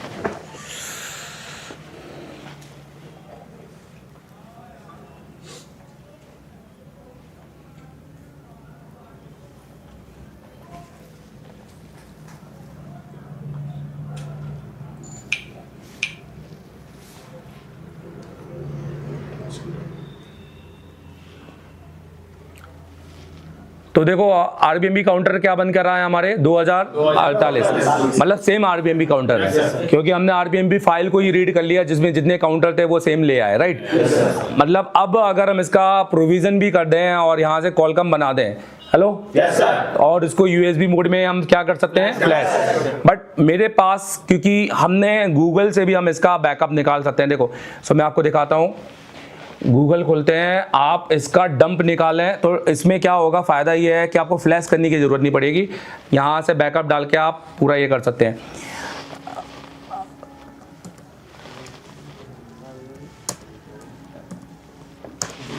तो ये आपको जैसे ये गिव मी रूम है इसमें मिल जाएगा, और एक फाइल वाले में ये दो, इसमें से ये दो सबसे बेस्ट है। आप इनका किसी का भी आप ले सकते हैं। तो ये 3 महीने 2 महीने का और लेना ही है, क्योंकि भाई ये फाइल कहीं मिलेगी नहीं। तो ये जो फाइल है मैंने लेकर आया हूँ ऑलरेडी, जो मेरे पास रखी हुई है। अपना वो लगा हार्ड डिस्क, एक बार वो फाइल लेना है, लगी हुई है। सो ठीक है, तो यहाँ पर ये हमारी हार्ड डिस्क है और यहाँ पर हम इसकी फाइल लेकर आए हैं। ये दिख रहे हैं यहाँ पर रेल में डंप फाइल। और ये जो डंप लिया गया है, आप मुझे बताना कौन से बॉक्स से लिया गया है। ये जो डंप लिया गया है, बूट 1, बूट 2, UEFI कहाँ लिखा हुआ है? अच्छा तुमने हाँ सही है। चलो अगर देखो, अगर बूट 1 है, बोलो हाँ मैं आपको बता देता हूँ आपको, क्योंकि आपने फ्लैश 64 पढ़ा, आप जाकर UEFI और JTAG भी पढ़ना। पूरे UEFI भी तो पढ़ा है ना आपने? हाँ पढ़ा है आपने पूरा। अगर बूट 1 है, बोलो हाँ। देखो हर एक का बैकअप का अपना अलग है। बूट 1 है तो कौन है? अगर रोम 1 है, बोलो जैसे रोम 1 की नहीं, बूट 1 का रोम 2 होता है, तो वो कौन होता है चलिए बताओ। और अगर यहाँ बूट ए, तो ये कौन होगा आपका? फ्लैश 64। तो अभी हमें बूट 1 है तो देखकर ही पता चल रहा है कि क्या है। तो UEFI हो या JTAG हो, तीनों का डंप हम तीनों में यूज कर सकते हैं। ठीक है, दोनों फाइल, क्योंकि तीनों फाइल डॉट बिन में बनती है। तीनों फाइल तो हम लेते हैं। चलो तो सबसे पहले हमने अब क्या क्या ले लिया। देखो हमारा RBMP काउंटर क्लीन हो गया, मतलब आ गया। हेल्थ ओके हो गई। तो सबसे बड़ा मसला था ऐसे फ़ोनों में, ऑनलाइन फ़ोनों में, जिसमें जो बेसिकली RPMP की ज़्यादा मैटर करती है। तो फ्लैश 64 ये एक वर्ड फर्स्ट बॉक्स है जिसने RPMP की को रीड कर रहा है। ये बहुत अच्छी बात है। इसलिए JTAG वालों ने JTAG बेच के ये खरीदा, पर मैं बोलूँगा JTAG मत बेचो। एक दुकानदार के पास जब फ़ोन आते हैं बहुत सारे, तो आपके पास में सोर्सेज भी बहुत सारे होने चाहिए। कौन सा सोर्स कब काम में आ जाए नहीं। हाँ राइट, आपको JTAG भी होना, UEFI भी होना चाहिए और फ्लैश 64। क्योंकि ध्यान रखना, खाली एक बॉक्स लेके काम करना टेक्नीशियन बनता है, और 3 बॉक्स के साथ टीचर बनेगा। ये दिमाग में रखिएगा। राइट, तीनों चलाने का आनंद लो पूरी तरीके से। अब इसके अंदर हम सबसे पहले क्या करेंगे, पार्टीशन में जाएंगे और बूट ए में बूट ए डालेंगे।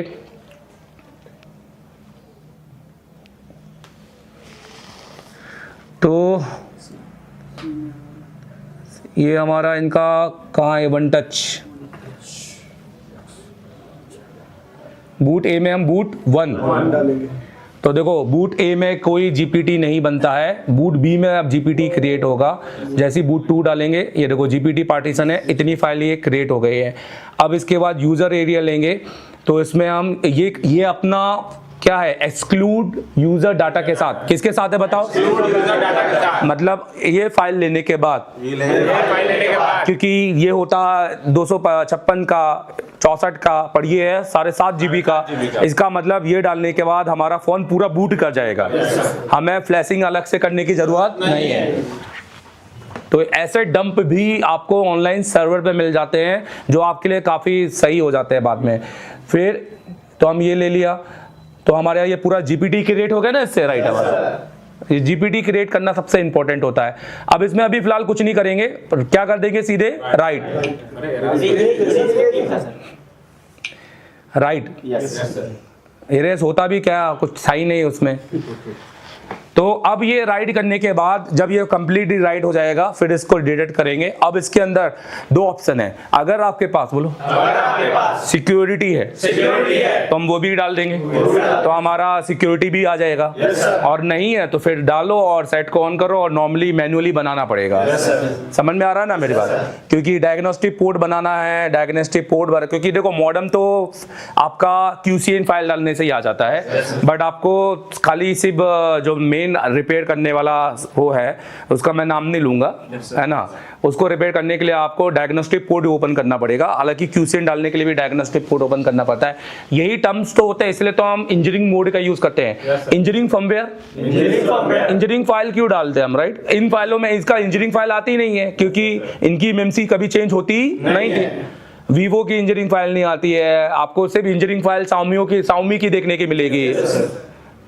तो जिसकी भी इंजीनियरिंग फाइल नहीं होती है, आप समझो उसका एमएमसी चेंज नहीं होता है, पर अब एमएमसी चेंज होने लग गया है क्योंकि उसका आरपीएम भी की डाल रहे हैं हम लोग, है ना, राइट। और अच्छी बात ये है कि बेसिकली ज़्यादा जैसे आरबीएमपी की इन्होंने सैमसंग का जैसे दिया है, आगे जाकर किसी और आईसीओ का भी दे दे तो और अच्छा हो जाएगा। यूएफएस का दे दे, क्योंकि यूएफएस में अभी नहीं बहुत प्रॉब्लम है, अभी भी कॉलकम के यूएफएस में ख़राब हो जाने पर पूरा ही सेट बेकार हो जाता है, क्योंकि यूएफएस ख़राब हो गया, अब क्या करोगे, अब आपको नया यूएफएस लाना पड़ेगा। तो नया यूएफएस तो आप ले आओगे, चलो आपको सीपीयू भी लाना पड़ेगा। पहली बात तो यूएफएस रीप्रो जीरो वाले मिलते नहीं है, वो परचेस करने पड़ते हैं। आप किसी भी बोर्ड से अगर यूएफएस उतारोगे तो आरपीएमपी की मिलेगा, आपको जीरो ब्लैंक यूएफएस खरीदना पड़ेगा।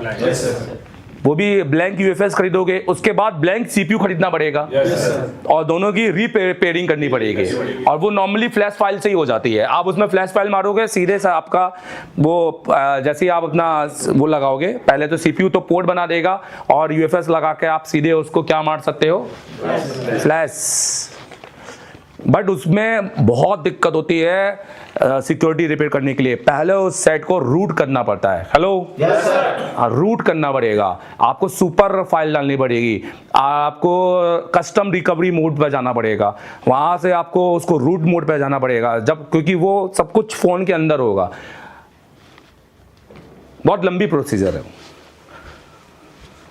तो क्या हो रहा है अभी, हमारा फ्लैशिंग हो रहा है, राइट? क्या हो रहा है हमारा, और ये हमने डम फाइल से कर रहे हैं। अभी एक डम फाइल भी आपने टेस्टेड मिल गई तो आप समझो कि एक वो सेट के लिए आपके बाद में कभी वरदान हो गया, राइट?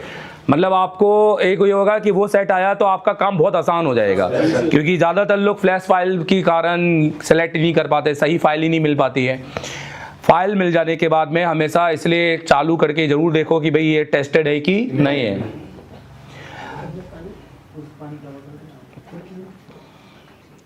तो अभी हम इसके बाद में एमएमसी को लगा के सेट चालू कर सकते हैं क्या?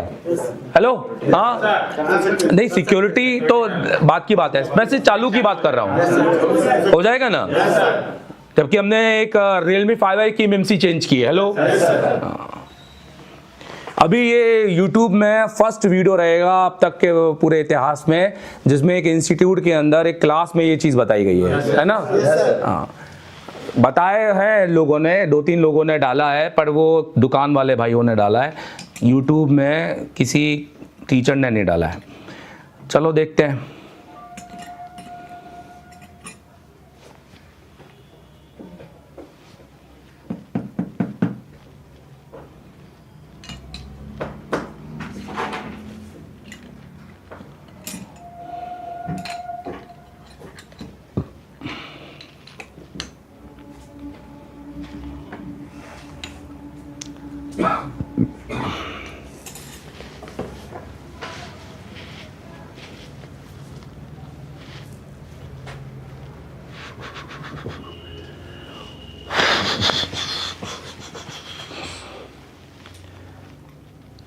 फ्लैश 64 नहीं हो गया, एक वीडियो गेम हो गया। टोंग टोंग जरा में हुआ तो डेड, वो होता ना, मारियो अंदर चला जाता है तो गेम ओवर, ऐसा गेम ओवर लिख कर आना चाहिए। मैं अगर कोडर होता तो मैं लिख देता डेड मनी गेम ओवर। नमस्ते हो चुके हो तुम, हिंदी में लिख देते अब तुम नमस्ते हो चुके हो। नमस्ते जा।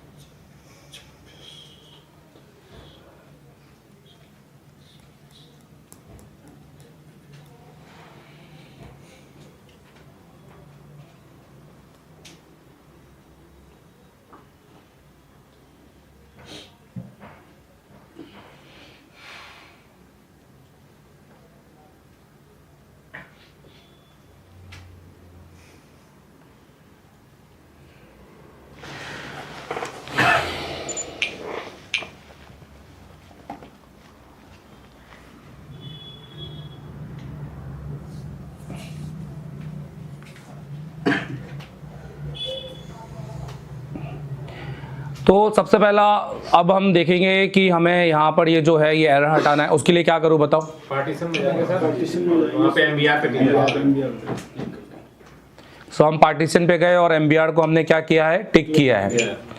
तो अब हम पहले देखते हैं कि हमें कोई किसी तरह का एरर तो नहीं है। तो फ्लैश 64 ने अभी एक नया अपडेट लाया है एंड्रॉयड का बूट को चेक करने का। हेलो, हाँ, बूट वेरिफिकेशन, जो कि काफ़ी अच्छा है। तो यहाँ पर हम इसकी एफआरपी को भी क्या कर सकते हैं, रिमूव कर सकते हैं। अभी आपकी एफआरपी रिमूव करने के बाद वापस आ रही है, तो आप परसिस्ट फाइल को तो रिमूव कर ही रहे हो, आप उसकी बैकअप फाइल को भी रिमूव करो साथ में। समझ में आ रहा है मेरी बात?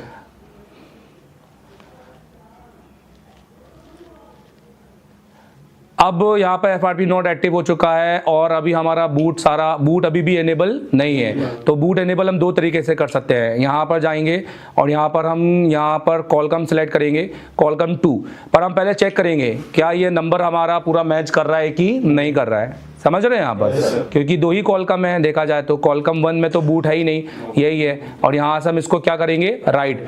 अब जैसे इसके अंदर 00 और 01 है, अब देखते हैं। बट मैं यहाँ पर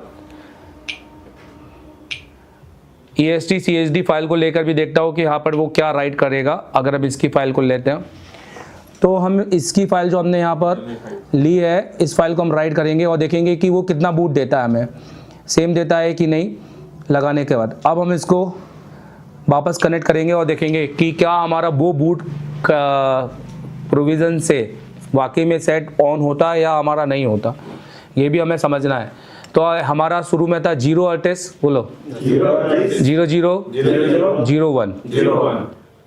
3 थे ना उसमें। तो अभी हम यहाँ पर हम देखेंगे तो सेम ही है, राइट। मतलब अगर हम वहाँ से करते तो कोई दिक्कत नहीं है, क्योंकि आपको ये चीज़ समझनी है कि बहुत से मोबाइलों के अंदर जो प्रोविज़न है उसमें, जैसे MTK के अंदर अब देखो यहाँ पर 48 में 04 आ रहा है, यहाँ पर ये बूट बस है आपका। और 3 के अंदर सेम 50 हो गया है अब। मतलब MTK के अंदर कुछ मॉडल्स में आपको क्या मिलेगा, 50। और ये तो बेसिकली तो ये आपको जब आप IC लगाओगे तो आपको पहले समझना पड़ेगा ये 50 किस मॉडल के अंदर आता है। मेरे को याद नहीं आ रहा मॉडल, मैंने अभी हाल में 2 दिन पहले इस IC पे काम किया था। खैर, अब हमें लास्ट जो काम बचा है, अगर वो हमारे पास नहीं, लास्ट नहीं, सेकेंड लास्ट। अभी हम सबसे पहले इसके अंदर क्या डाले, सिक्योरिटी। तो सिक्योरिटी हमने हमारी कहाँ रखी है, C में।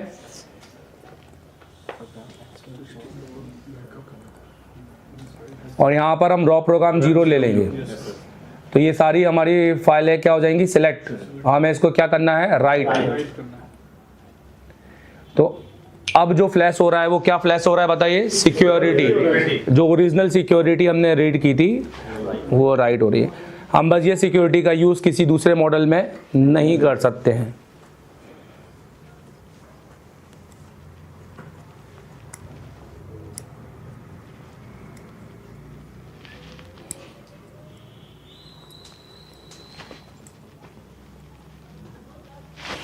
अब जो फाइनल है, जो कि ज़बरदस्त अपडेट है फ्लैश 64 का, मतलब इतने आपके बग्स के बाद में अगर एरर बात करूँ तो दुनिया भर के एरर में जो सबसे अच्छा मुझे लगता है कि अभी जितना भी हमने जो डाउनलोड किया है डंप, अब हमें पता नहीं है वो डंप सही है कि नहीं है। हो सकता है कि डंप में एरर हो, तो हम इसमें क्या करेंगे, A, B तो टिक कर देंगे। और अब देखेंगे कि क्या कोई रेड कलर का, बोलो, कोई फाइल देखने को मिलती है कि नहीं, या कहीं पे लिखा होता है कि भैया ये नॉट बूट वेरीफाई या कुछ भी हो। तो ये करके अब सिस्टम फाइल में ज़्यादा आपको टाइम लगेगा, पर ये एक बार हो जाने के बाद में ये क्लियर हो जाएगा कि फ़ोन ऑन होगा कि नहीं होगा। सर अभी आपने सिक्योरिटी डाला तो एफआरपी वापस आ गई। क्योंकि उसमें परचेस फाइल थी ना उसके अंदर, फिर से हमें करना पड़ेगा उसको। इरेज करना पड़ेगा।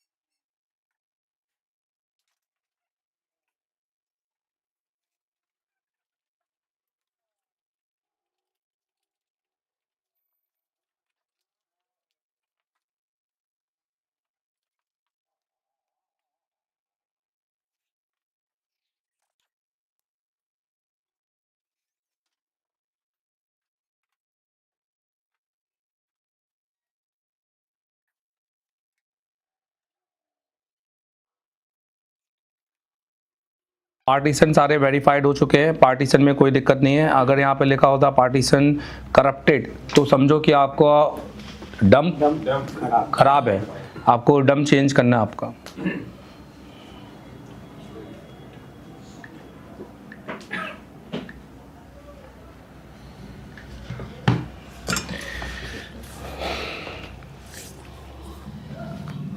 तो ये बहुत अच्छी चीज़ है, सही है।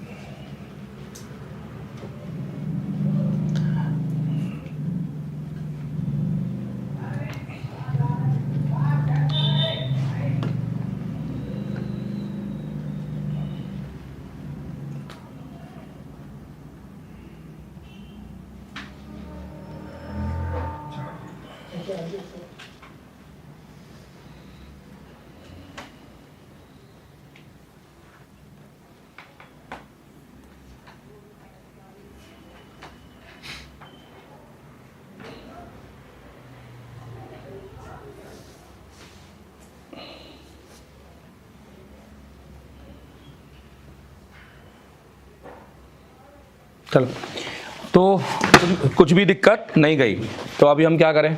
बस कुछ नहीं है, आईसी को लगाएं। कुछ और करने लायक है क्या? नहीं सर। एफआर पे रिमूव कर दीजिए।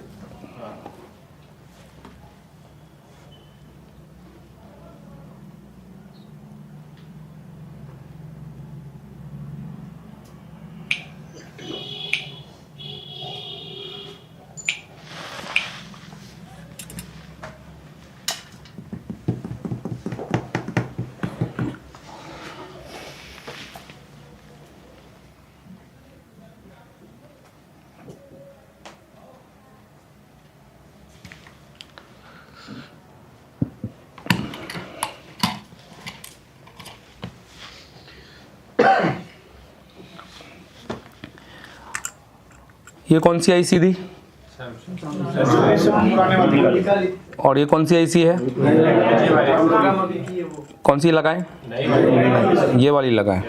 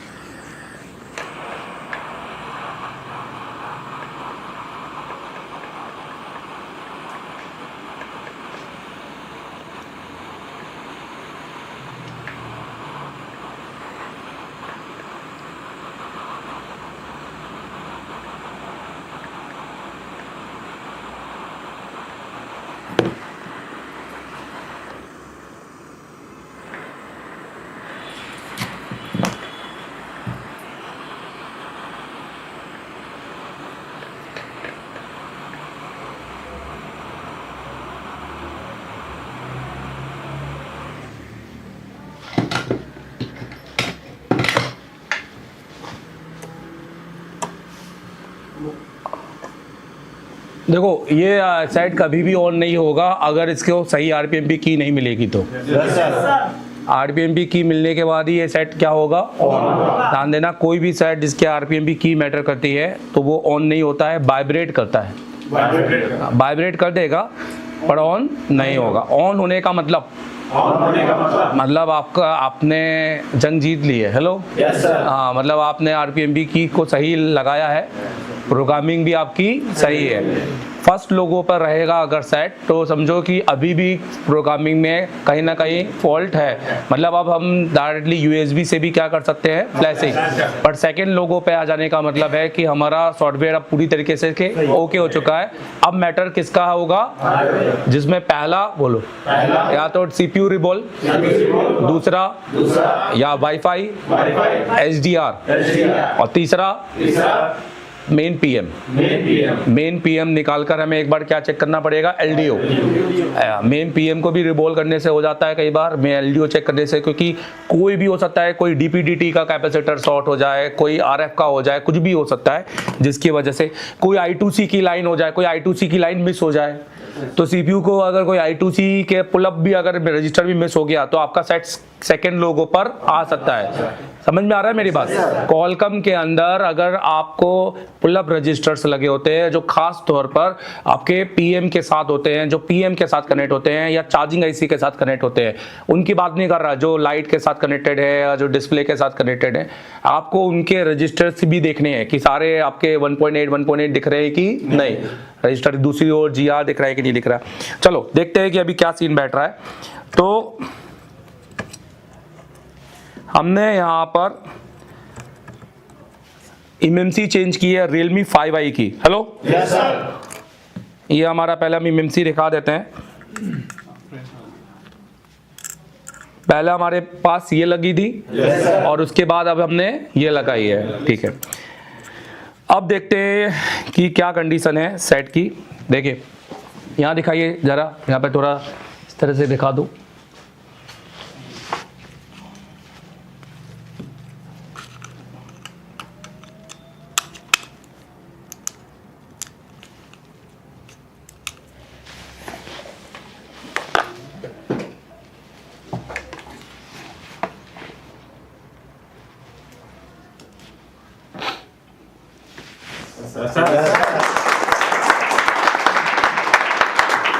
अब हमें परसेंटेज आना चाहिए। क्या आना चाहिए? परसेंटेज। क्योंकि परसेंटेज आया तो समझो सेट हमारा ऑन हो चुका है। देखो किस किस को समझ में आया ये चीज पूरी तरीके से? पक्का आया? Yes sir.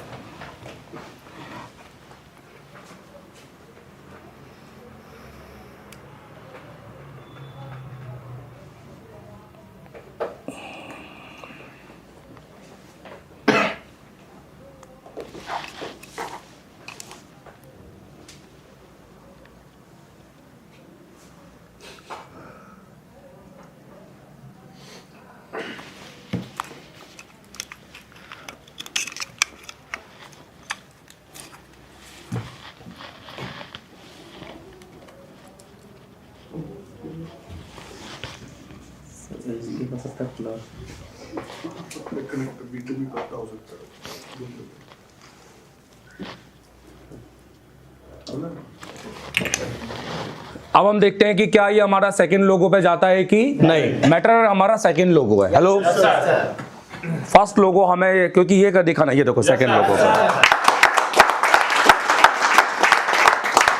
फाइनली किस किस को समझ में आया? अब Realme 5 जैसे आए, जैसे कौन कौन एमएमसी चेंज कर लेगा। चलिए चलो डन। अब हमारे पास ठीक है। सो हाय, मेरा नाम देवधर अग्रवाल। आप इसको इंस्टॉल कर सकते हैं। इंस्टॉल करने के बाद में आप जब इसको इंस्टॉल कर लेंगे, मेरा कंप्लीट कोर्स परचेस करना है और इस कोर्स के अंदर आपको मेरा ऑफलाइन ऑनलाइन सारे तरह के वीडियो मिल जाएंगे। इसके अंदर एक कोर्स नहीं दोस्तों, एक मल्टीपल कोर्स है। इसके अंदर आपको फ्लैश 64 का पूरा कोर्स मिल जाएगा, सॉफ्टवेयर का पूरा कोर्स मिल जाएगा, UEFI EasyJet सब कुछ DSO कंप्लीट। इसके अंदर 2 चैनल आपको देखने को मिलेंगे और इसके अंदर आपको मल्टीमीटर का भी कोर्स मिल जाएगा, वेबिनार और टूल इन्फॉर्मेशन और हार्डवेयर फॉल्ट आपको ये देखने को मिल जाएगा। और सबसे अच्छी बात है कि अभी अगर आप इसको परचेस करना चाहते हो ये EMI पर भी आपको मिल जाएगा, ठीक है।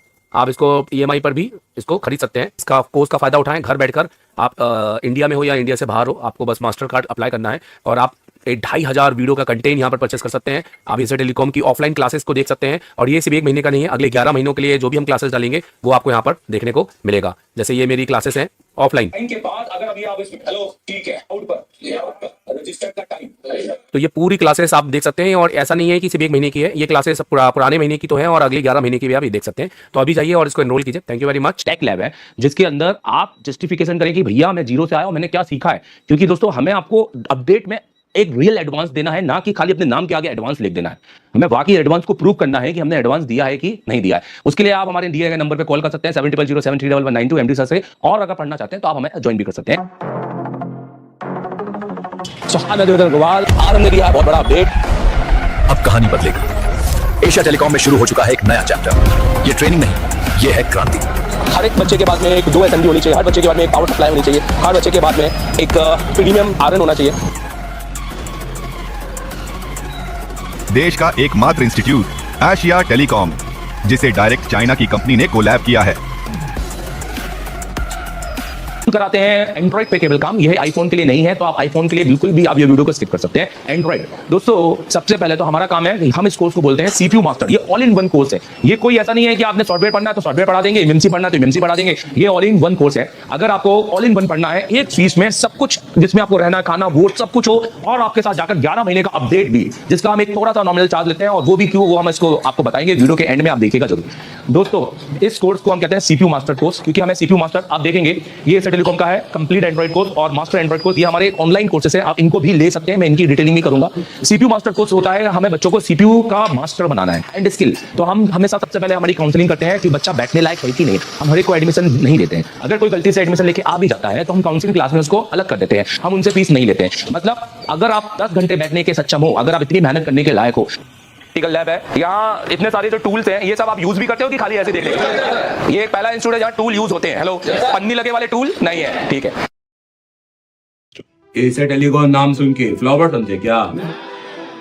टेक्नीशियन समझे क्या? टीचर है मैं।